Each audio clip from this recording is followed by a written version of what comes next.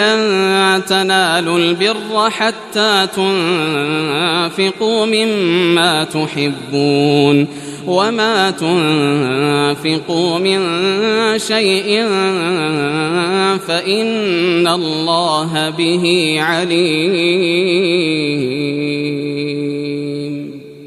كل الطعام كان حلا لبني إسرائيل إلا ما حرم إسرائيل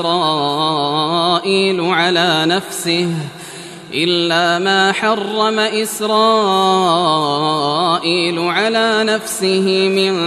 قبل أن تنزل التوراة. قل فأتوا بالتوراة فاتلوها إن كنتم صادقين. فمن افترى على الله الكذب من بعد ذلك فأولئك هم الظالمون. قل صدق الله فاتبعوا ملة إبراهيم حنيفا وما كان من المشركين. إن أول بيت وضع للناس للذي ببكة مباركا وهدى للعالمين. فيه آيات بينات مقام إبراهيم ومن دخله كان آمنا. ولله على الناس حج البيت من استطاع إليه سبيلا ومن كفر فإن الله غني عن العالمين. قل يا أهل الكتاب لم تكفرون بآيات الله والله شهيد على ما تعملون. قل يا أهل الكتاب لم تصدون عن سبيل الله من آمن تبغونها عوجا وأنتم شهداء وما الله بغافل عما تعملون. يا أيها الذين آمنوا إن تطيعوا فريقا من الذين أوتوا الكتاب يردوكم بعد إيمانكم كافرين. وكيف تكفرون وأنتم تتلى عليكم آيات الله وفيكم رسوله ومن يعتصم بالله فقد هدي إلى صراط مستقيم. يا أيها الذين آمنوا اتقوا الله حق تقاته ولا تموتن إلا وأنتم مسلمون. واعتصموا بحبل الله جميعا ولا تفرقوا. واذكروا نعمة الله عليكم إذ كنتم أعداء فألف بين قلوبكم فأصبحتم بنعمته إخوانا وكنتم على شفا حفرة من النار فأنقذكم منها. كذلك يبين الله لكم آياته لعلكم تهتدون. ولتكن منكم أمة يدعون إلى الخير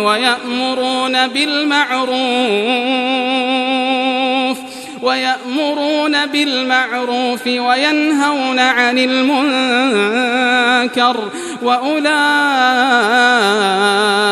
هم المفلحون. ولا تكونوا كالذين تفرقوا واختلفوا من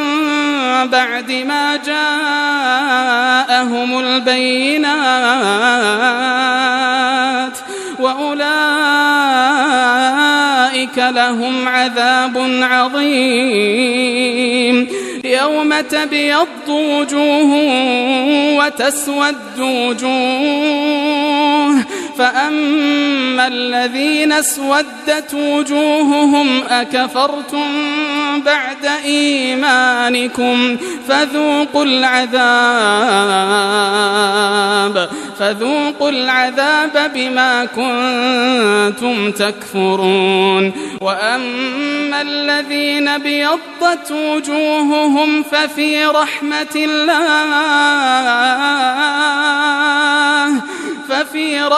الله هم فيها خالدون تلك آيات الله نتلوها عليك بالحق وما الله يريد ظلما للعالمين ولله ما في السماوات وما في الأرض وإلى الله ترجع الأمور كنتم خير أمة أخرجت للناس تأمرون بالمعروف وتنهون عن المنكر وتؤمنون بالله ولو آمن أهل الكتاب لكان خيرا لهم منهم المؤمنون وأكثرهم الفاسقون لن يضروكم إلا أذى وإن يقاتلوكم يولوكم الأدبار ثم لا ينصرون ضربت عليهم الذلة أينما ثقفوا إلا بحبل من الله وحبل من الناس وباءوا بغضب من الله وضربت عليهم المسكنة ذلك بأنهم كانوا يكفرون بآيات الله ويقتلون الأنبياء بغير حق ذلك بما عصوا وكانوا يعتدون ليسوا سواء من أهل الكتاب أمة قائمة يتلون آيات الله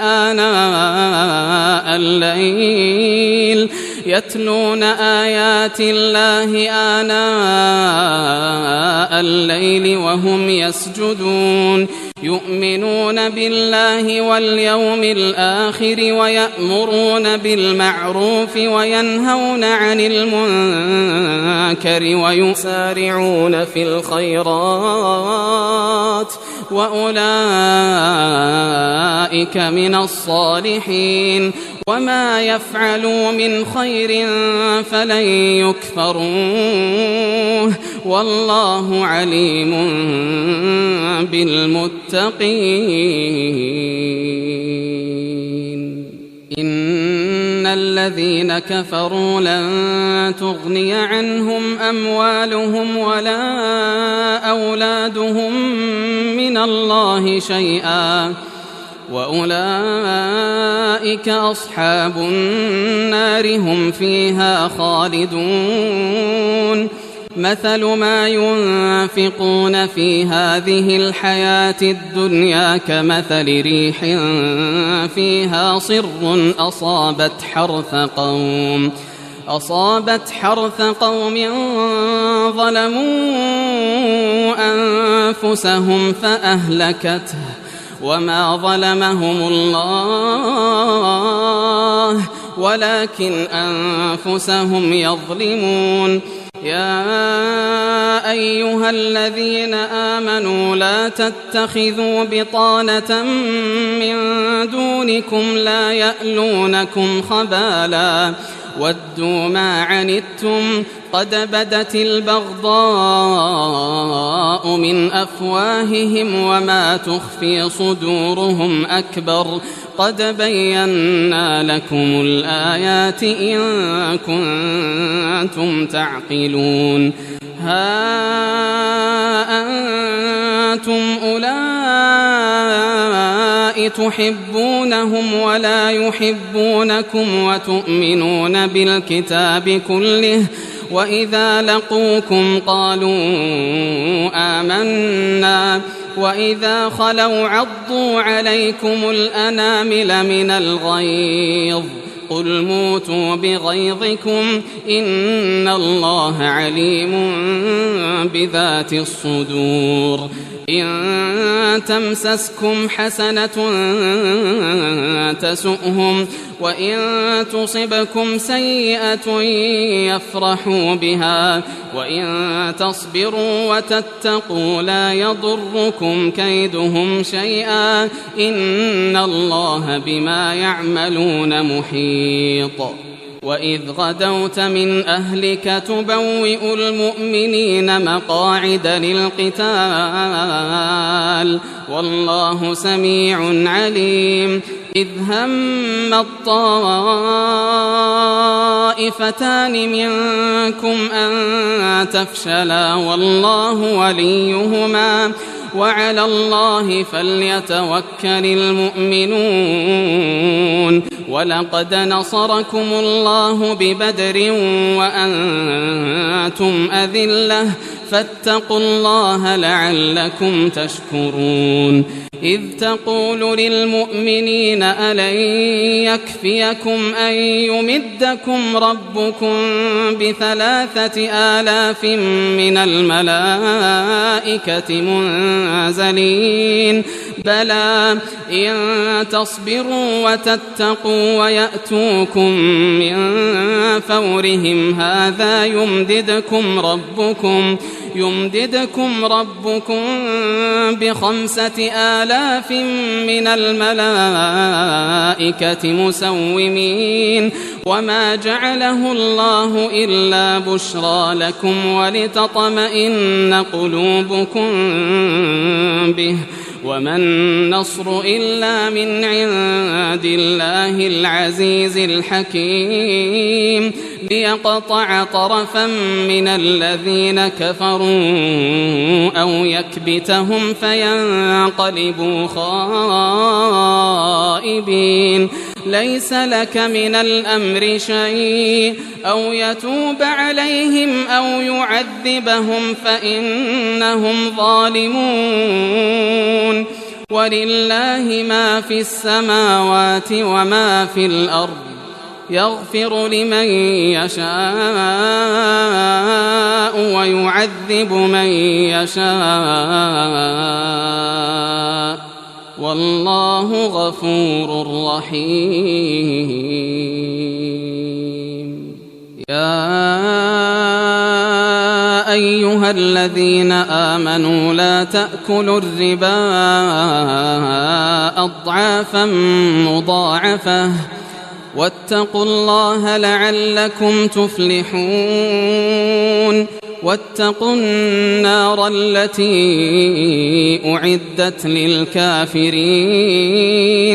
وأطيعوا الله والرسول لعلكم ترحمون وسارعوا إلى مغفرة من ربكم وجنة عرضها السماوات والأرض أعدت للمتقين الذين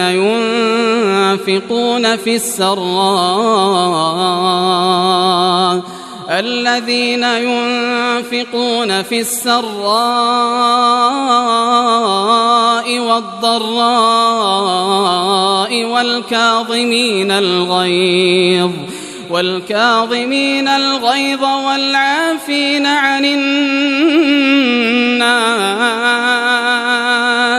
والله يحب المحسنين والذين إذا فعلوا فاحشة أو ظلموا أنفسهم ذكروا الله فاستغفروا لذنوبهم ومن يغفر الذنوب إلا الله ولم يصروا على ما فعلوا وهم يعلمون أولئك جزاؤهم مغفرة من ربهم وجنات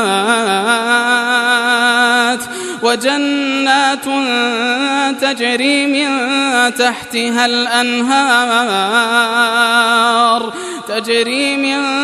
تحتها الأنهار خالدين فيها ونعم أجر العاملين قد خلت من قبلكم سنن فسيروا في الأرض فانظروا كيف كان عاقبة المكذبين هذا بيان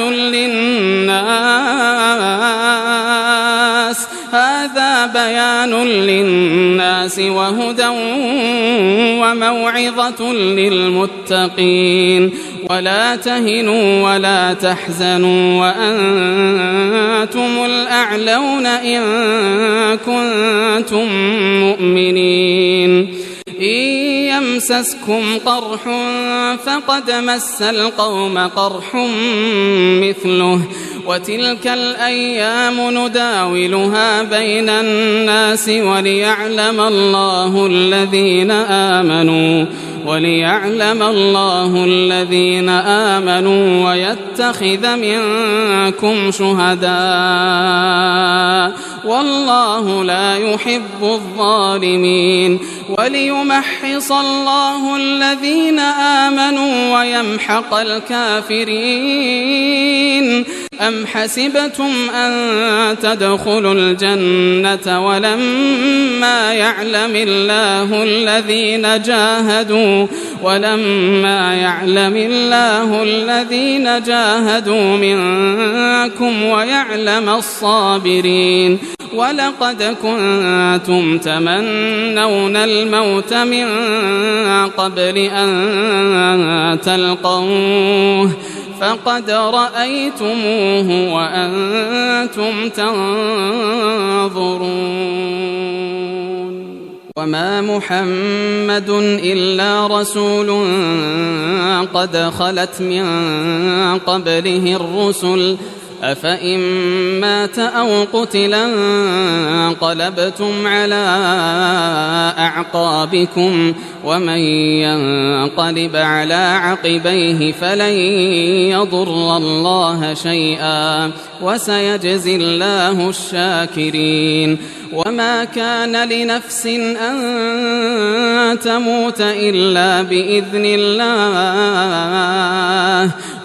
كان لنفس أن تموت إلا بإذن الله كتابا مؤجلا ومن يرد ثواب الدنيا نؤته منها ومن يرد ثواب الآخرة نؤته منها وسنجزي الشاكرين وكأي من نبي قاتل معه ربيون كثير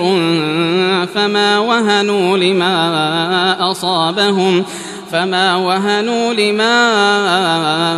أصابهم في سبيل الله وما ضعفوا وما استكانوا والله يحب الصابرين وما كان قولهم إلا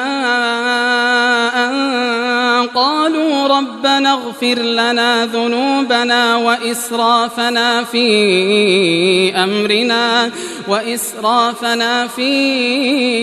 أمرنا وثبت أقدامنا وانصرنا على القوم الكافرين فآتاهم الله ثواب الدنيا وحسن ثواب الآخرة والله يحب المحسنين يا أيها الذين آمنوا إن تطيعوا الذين كفروا يردوكم على أعقابكم فتنقلبوا خاسرين بل الله مولاكم وهو خير الناصرين سنلقي في قلوب الذين كفروا الرعب بما أشركوا بالله ما لم ينزل به سلطانا ومأواهم النار وبئس مثوى الظالمين ولقد صدقكم الله وعده إذ تحسونهم بإذنه حتى إذا فشلتم وتنازعتم في الأمر وعصيتم من بعد ما أراكم ما تحبون منكم من يريد الدنيا ومنكم من يريد الآخرة ثم صرفكم عنهم ليبتليكم ولقد عفا عنكم والله ذو فضل على المؤمنين إذ تصعدون ولا تلوون على أحد والرسول يدعوكم في أخراكم فأثابكم غما بغم لكي لا تحزنوا على ما فاتكم ولا ما أصابكم والله خبير بما تعملون ثم أنزل عليكم من بعد الغم أمنة نعاسا يغشى طائفة منكم وطائفة قد أهمتهم أنفسهم يظنون بالله غير الحق ظن الجاهلية يقولون هل لنا من الأمر من شيء قل إن الأمر كله لله يخفون في أنفسهم ما لا يبدون لك يقولون لو كان لنا من الأمر شيء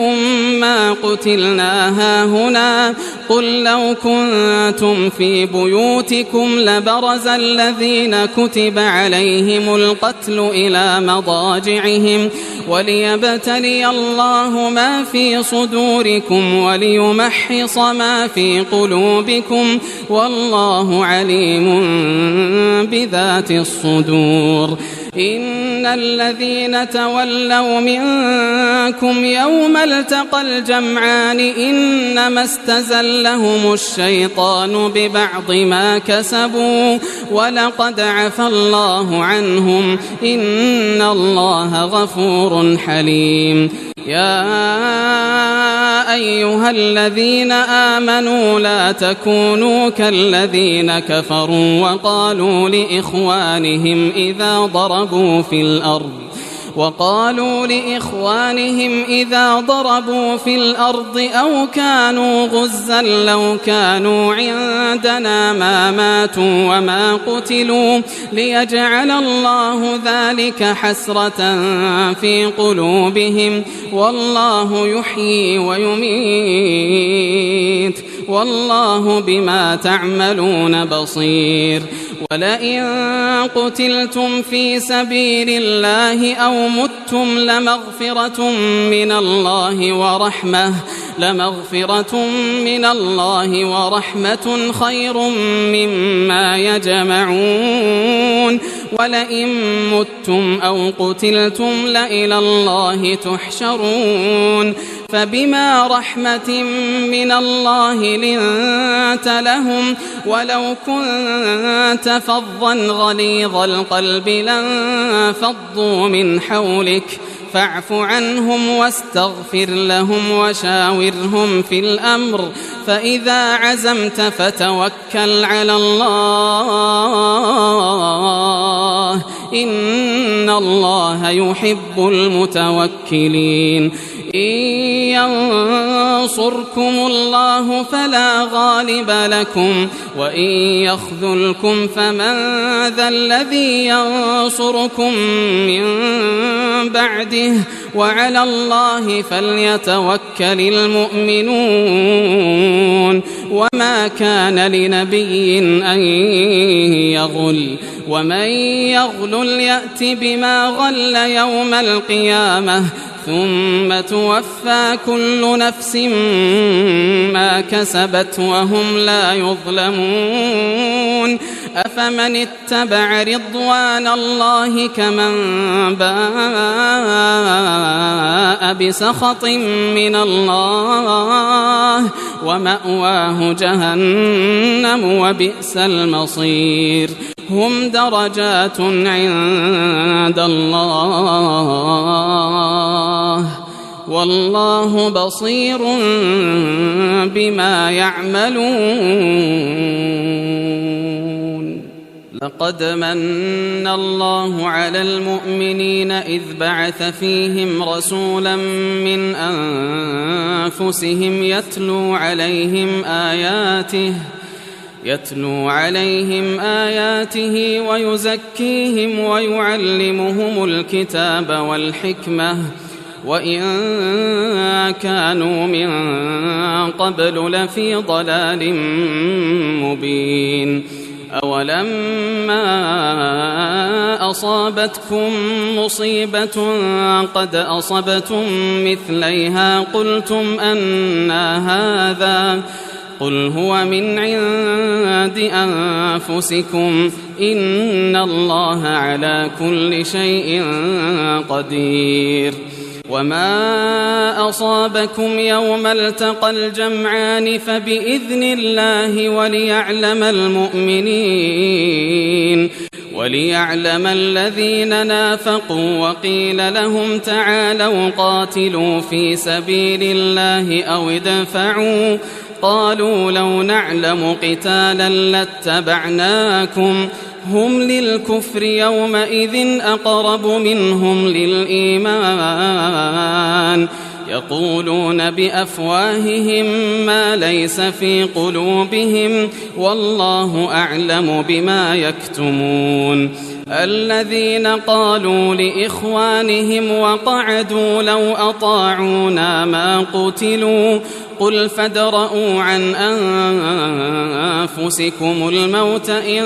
كنتم صادقين ولا تحسبن الذين قتلوا في سبيل الله أمواتا ولا تحسبن الذين قتلوا في سبيل الله أمواتا بل أحياء عند ربهم يرزقون فرحين بما آتاهم الله من فضله ويستبشرون بالذين لم يلحقوا بهم من خلفهم ألا خوف عليهم ولا هم يحزنون يستبشرون بنعمة من الله وفضل وأن الله لا يضيع أجر المؤمنين الذين استجابوا لله والرسول من بعد ما أصابهم القرح للذين أحسنوا منهم واتقوا أجر عظيم الذين قال لهم الناس إن الناس قد جمعوا لكم فاخشوهم فزادهم إيمانا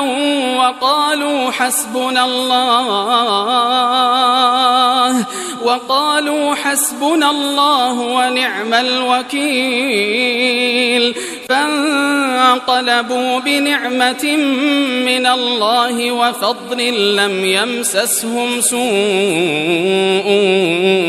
واتبعوا رضوان الله والله ذو فضل عظيم إنما ذلكم الشيطان يخوف أولياءه فلا تخافوهم وخافون إن كنتم مؤمنين ولا يحزنك الذين يسارعون في الكفر إنهم لن يضروا الله شيئا يريد الله ألا يجعل لهم حظا في الآخرة ولهم عذاب عظيم إن الذين اشتروا الكفر بالإيمان لن يضروا الله شيئا ولهم عذاب أليم ولا يحسبن الذين كفروا أنما نملي لهم خير لأنفسهم إنما نملي لهم ليزدادوا إثما ولهم عذاب مهين ما كان الله ليذر المؤمنين على ما أنتم عليه حتى يميز الخبيث من الطيب وما كان الله ليطلعكم على الغيب ولكن الله يجتبي من رسله من يشاء فآمنوا بالله ورسله وإن تؤمنوا وتتقوا فلكم أجر عظيم ولا يحسبن الذين يبخلون بما آتاهم الله من فضله هو خيرا لهم بل هو شر لهم سيطوقون ما بخلوا به يوم القيامة ولله ميراث السماوات والأرض والله بما تعملون خبير لقد سمع الله قول الذين قالوا إن الله فقير ونحن أغنياء سنكتب ما قالوا وقتلهم الأنبياء بغير حق ونقول ذوقوا عذاب الحريق ذلك بما قدمت أيديكم وأن الله ليس بظلام للعبيد الذين قالوا إن الله عهد إلينا ألا نؤمن لرسول حتى يأتينا بقربان تأكله النار قل قد جاءكم رسل من قبلي بالبينات وبالذي قلتم فلم قتلتموهم إن كنتم صادقين فإن كذبوك فقد كذب رسل من قبلك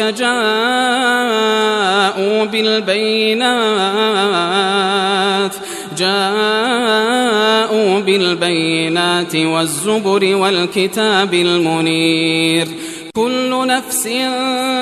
ذائقة الموت وإنما توفون أجوركم يوم القيامة فمن زحزح عن النار وأدخل الجنة فقد فاز وما الحياة الدنيا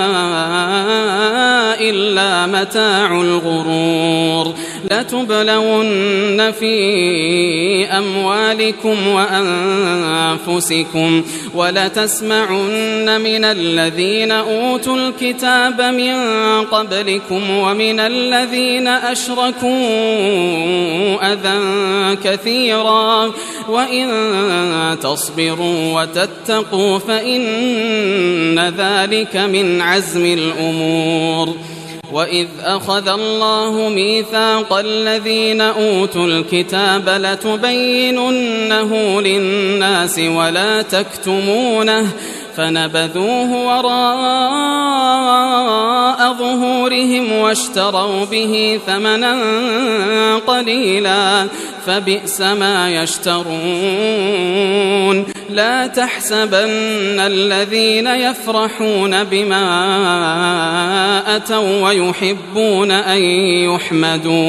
ويحبون أن يحمدوا بما لم يفعلوا فلا تحسبنهم بمفازة من العذاب ولهم عذاب أليم. ولله ملك السماوات والأرض والله على كل شيء قدير. إن في خلق السماوات والأرض واختلاف الليل والنهار لآيات لأولي الألباب الذين يذكرون الله قياما وقعودا وعلى جنوبهم ويتفكرون في خلق السماوات والأرض ربنا ما خلقت هذا باطلا سبحانك فقنا عذاب النار. ربنا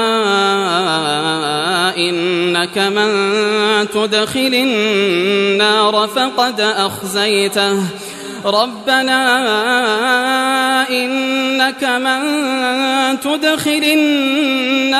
فقد أخزيته وما للظالمين من أنصار. ربنا إننا سمعنا مناديا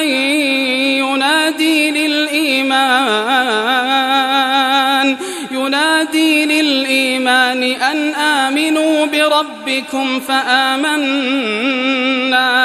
ربنا فاغفر لنا ذنوبنا وكفر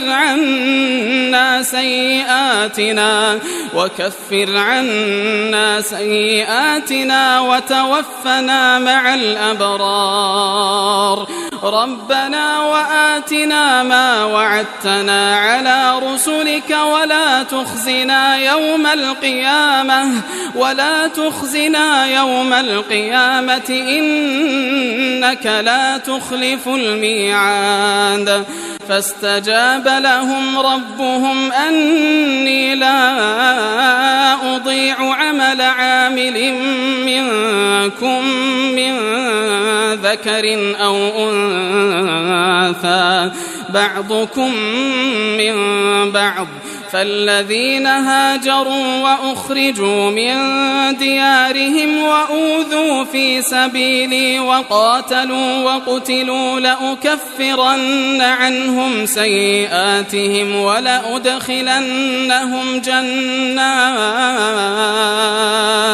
ولأدخلنهم جنات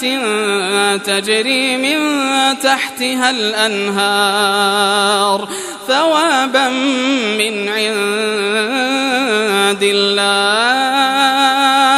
والله عنده حسن الثواب.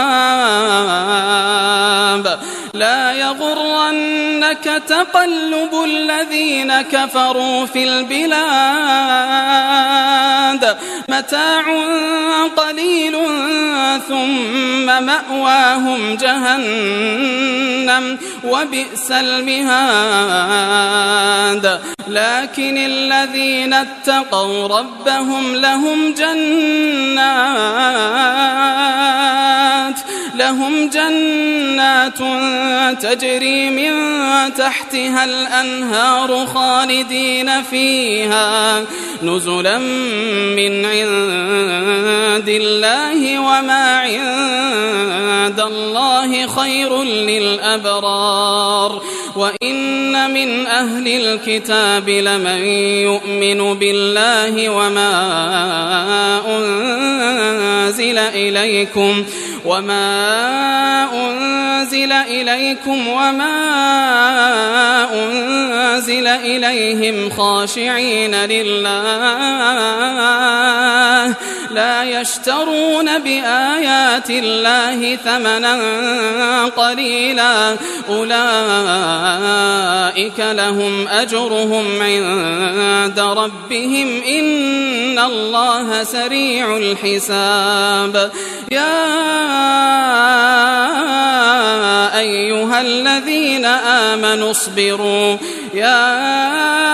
أيها الذين آمنوا اصبروا وصابروا ورابطوا واتقوا الله لعلكم تفلحون.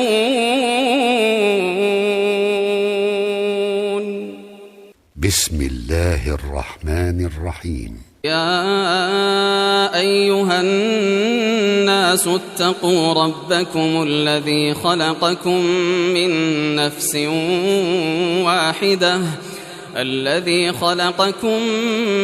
نفس واحدة وخلق منها زوجها وبث منهما رجالا كثيرا ونساء واتقوا الله الذي تساءلون به والأرحام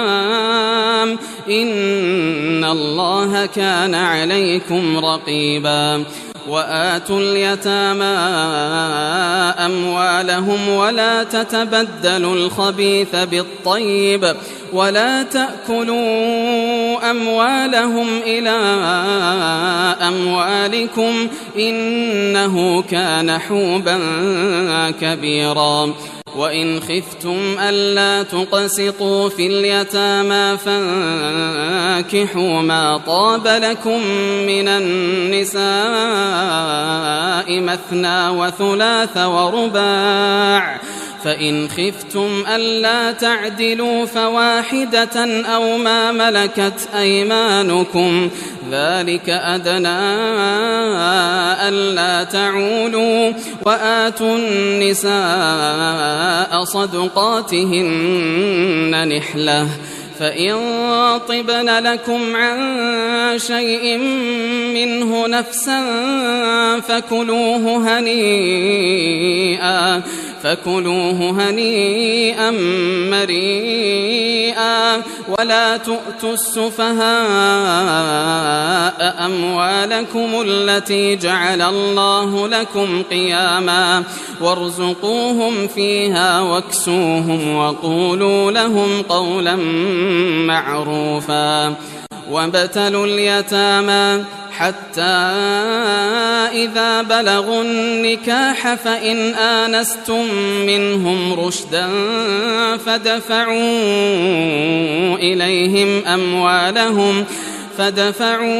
إليهم أموالهم ولا تأكلوها إسرافا وبدارا أن يكبروا ومن كان غنيا فليستعفف ومن كان فقيرا فليأكل بالمعروف فإذا دفعتم إليهم أموالهم فأشهدوا عليهم وكفى بالله حسيبا للرجال نصيب مما ترك الوالدان والأقربون وللنساء نصيب مما ترك الوالدان والأقربون مما قل منه أو كثر نصيبا مفروضا وإذا حضر القسمة أولو القربى واليتامى والمساكين فارزقوهم منه وقولوا لهم قولا معروفا وليخشى الذين لو تركوا من خلفهم ذرية ضعافا خافوا عليهم فليتقوا الله وليقولوا قولا سديدا إن الذين يأكلون أموال اليتامى ظلما إنما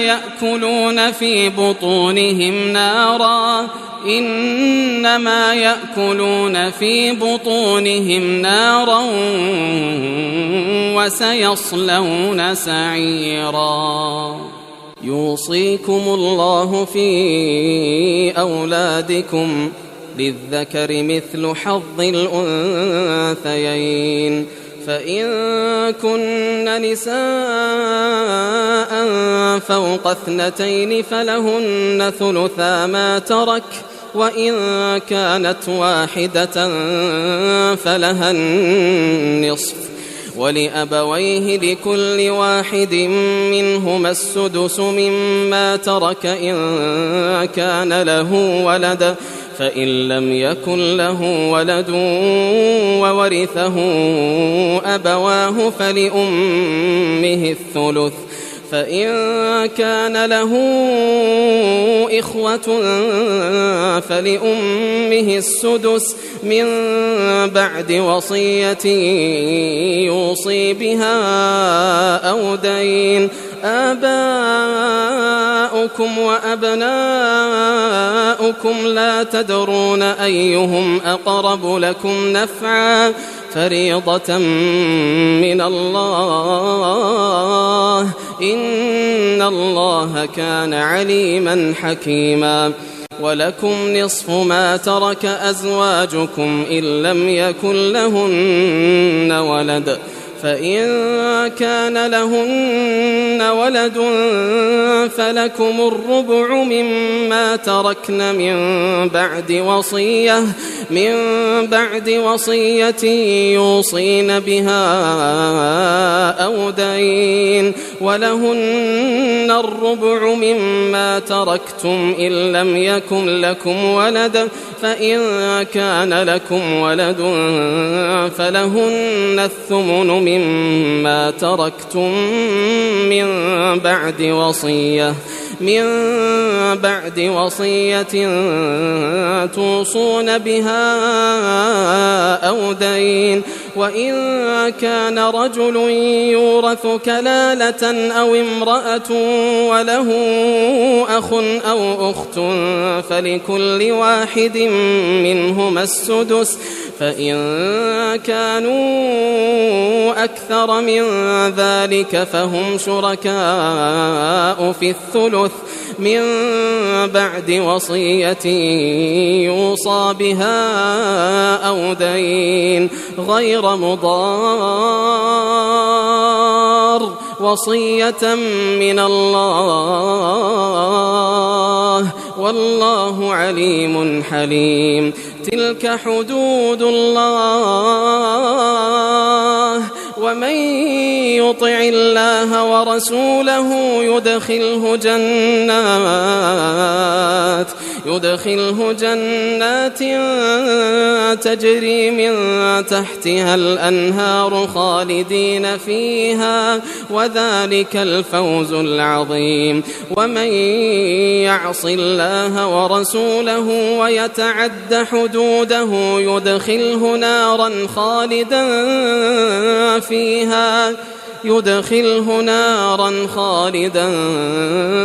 فيها وله عذاب مهين واللاتي يأتين الفاحشة من نسائكم فاستشهدوا عليهن 4 منكم فإن شهدوا فأمسكوهن في البيوت حتى يتوفاهن الموت أو يجعل الله لهن سبيلا واللذان يأتيانها منكم فآذوهما فإن تابا وأصلحا فأعرضوا عنهما إن الله كان توابا رحيما إنما التوبة على الله للذين يعملون السوء بجهالة ثم يتوبون من قريب فأولئك يتوب الله عليهم وكان الله عليما حكيما. وليست التوبة للذين يعملون السيئات حتى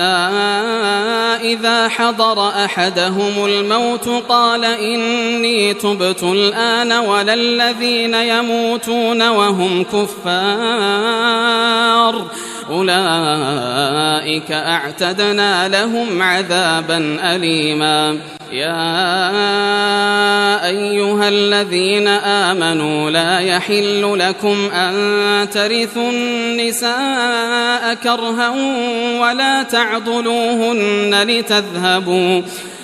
تعضلوهن لتذهبوا ببعض ما آتيتموهن إلا أن يأتين بفاحشة مبينة وعاشروهن بالمعروف فإن كرهتموهن فعسى أن تكرهوا شيئا ويجعل الله فيه خيرا كثيرا. وإن أردتم استبدال زوج مكان زوج وآتيتم إحداهن قنطارا فلا تأخذوا منه شيئا أتأخذونه بهتانا وإثما مبينا. وكيف تأخذونه وقد أفضى بعضكم إلى بعض وأخذن منكم ميثاقا غليظا. ولا تنكحوا ما نكح آباؤكم من النساء إلا ما قد سلف إنه كان فاحشة ومقتا وساء سبيلا. حرمت عليكم أمهاتكم وبناتكم وأخواتكم وعماتكم وخالاتكم وبنات الأخ وبنات الأخت وأمهاتكم اللاتي أرضعنكم وأخواتكم من الرضاعة وأمهات نسائكم وربائبكم اللاتي في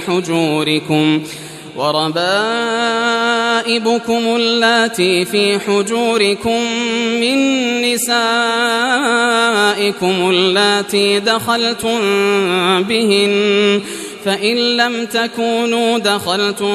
بهن فلا جناح عليكم. وحلائل أبنائكم الذين من أصلابكم وأن تجمعوا بين الأختين إلا ما قد سلف إن الله كان غفورا رحيما.